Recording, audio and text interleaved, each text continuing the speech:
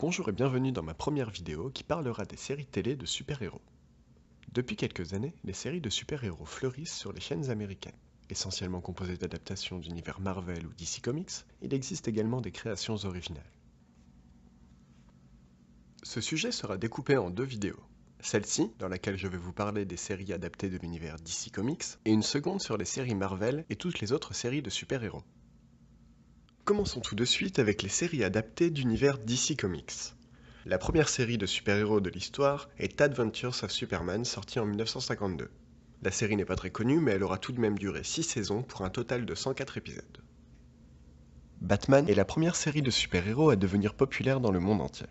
Batman était kitsch, souvent ridicule, mais néanmoins le succès était au rendez-vous. Il fut malheureusement de courte durée puisque la série s'arrêta au bout de 3 saisons pour un total de 120 épisodes. La série a tout de même eu le mérite de présenter au grand public des personnages tels que Robin, Alfred ou Batgirl, mais également des vilains comme le Joker, le Pingouin ou Mister Mystère. Wonder Woman est la première série de super-héros à avoir une femme comme personnage principal. De plus, la série était diffusée en prime time et a rencontré un fort succès. Interprété par Linda Carter, le personnage de Wonder Woman rejoint l'armée pour combattre les nazis puisque la série se déroulait dans les années 40. Pour des raisons de budget, la saison 2 fait un bond dans le temps pour se retrouver dans les années 70. Profitant du succès des Batman de Tim Burton au cinéma, DC sort en 1990 une série sur le personnage de Barry Allen alias The Flash. Si je me fie à mes souvenirs, il s'agit de la première série live de super-héros que j'ai regardée de toute ma vie. J'ai donc une grande nostalgie à la vue de ces effets spéciaux kitsch au possible ou à l'écoute du générique qui, pour l'anecdote, a été composé par Danny Elfman, compositeur de la plupart des œuvres de Tim Burton. La série n'aura malheureusement duré qu'une saison de 22 épisodes. Lois et Clark, les nouvelles aventures de Superman. L'histoire de Superman est racontée de manière romancée et plus centrée sur Clark Kent et la gestion de sa double vie. Il doit jongler entre son travail, dans lequel il est accompagné de Lois Lane, incarnée par Terry Hatcher, et sa vie de super-héros qui l'amène régulièrement à sauver le monde. Légère et bienveillante, Lois et Clark, les nouvelles aventures de Superman est une série que j'affectionne particulièrement puisque c'est la première série de super-héros que je suivais tous les jours. Malheureusement, les scénaristes n'avaient pas anticipé la chute des audiences et la série s'arrêta après 4 saisons et 87 épisodes sur une fin qui laisse à désirer. Smallville raconte la jeunesse de Clark Kent alias Superman. Trop romancée à mon goût, le seul point positif de cette série est qu'elle a fait découvrir des personnages de comics à un public nouveau. En effet, je ne pense pas qu'un lecteur de comics apprécie le ton de Smallville qui s'apparente à des séries comme Les Frères Scott ou Ugly Betty et qui comble les vides en insérant aléatoirement des super-héros. A l'origine, c'est une série sur la jeunesse de Bruce Wayne, alias Batman, qui devait voir le jour, mais Superman lui a été préféré par les studios. J'en suis pour ma part très heureux car je suis fan de Batman, et voir son propos souillé comme celui de Superman dans Smallville m'aurait grandement attristé. Mon supplice aura duré 10 saisons, ce qui fait tout de même de Smallville la plus longue série de super-héros à ce jour. Arrow, de son vrai nom Oliver Queen, est un fils de milliardaire qui est resté 5 ans sur une île suite au naufrage de son bateau. Lorsqu'il revient à Starling City, il décide de nettoyer sa ville des criminels grâce à sa maîtrise des arts martiaux et de ses compétences d'archer.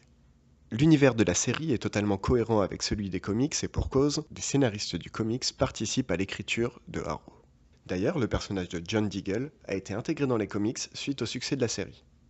C'est dans Arrow que le personnage de Barry Allen a été introduit, d'abord comme membre de la police scientifique, avant de devenir The Flash et d'avoir sa propre série. Réaliste et moderne, la série montre le côté humain et psychologique de ces personnages au quotidien hors du commun. La plupart des séries de super-héros telles que Daredevil, Jessica Jones ou Gotham vont dans ce sens, même si nous verrons un peu plus tard dans la vidéo que l'état d'esprit romancé de Smallville est désormais de retour avec Supergirl. Barry Allen travaille à la police scientifique. Un jour, il est frappé par un éclair et se réveille après plusieurs mois de coma avec le pouvoir de super vitesse. Spin-off de Arrow, The Flash est tout aussi efficace et apporte une touche de jeunesse et d'énergie. Les deux séries se déroulent en parallèle et interagissent entre elles grâce à des personnages secondaires communs, mais aussi des épisodes rassemblant les deux équipes. Le ton est plus optimiste que dans Arrow, sans pour autant nuire à l'importance des enjeux. Centré sur le personnage du commissaire Gordon lors de son arrivée à Gotham City, alors qu'il était encore un tout jeune inspecteur, la série raconte l'histoire de la sombre ville de Gotham alors que Bruce Wayne n'est encore qu'un enfant encore loin de devenir Batman. La série débute d'ailleurs avec le meurtre des parents de Bruce Wayne, que James Gordon cherche à tout prix à résoudre. Mais le service de police dont lequel il fait partie, presque entièrement corrompu, ne va pas lui faciliter la tâche. On y découvre de nombreux futurs ennemis de Batman, comme le Pingouin, Catwoman ou Double Face. Cette série policière n'a rien de super-héroïque si ce n'est de se dérouler dans l'univers de Batman. Annulée au terme de la première saison, Constantine ne parvient pas à convaincre. Issue du comics britannique Hellblazer, la série n'adapte pas réellement les comics, mais s'en inspire pour donner une version édulcorée sans grand intérêt. Le personnage apparaîtra par la suite dans un épisode de Arrow, et il n'est pas impossible qu'il réitère l'expérience. En voyant le pilote de Supergirl, j'ai été affligé du traitement sexiste dont fait preuve le personnage. On assiste à une transposition d'une série de type Ugly Betty à Metropolis. Le jeune et timide journaliste Jimmy Carter est devenu un playboy charismatique. A l'inverse de la série Jessica Jones de Marvel, qui nous montre une femme indépendante et combative, DC présente une jeune femme plus superficielle que super-héroïque. Une série kitsch et sexiste qui fait selon moi régresser les mentalités.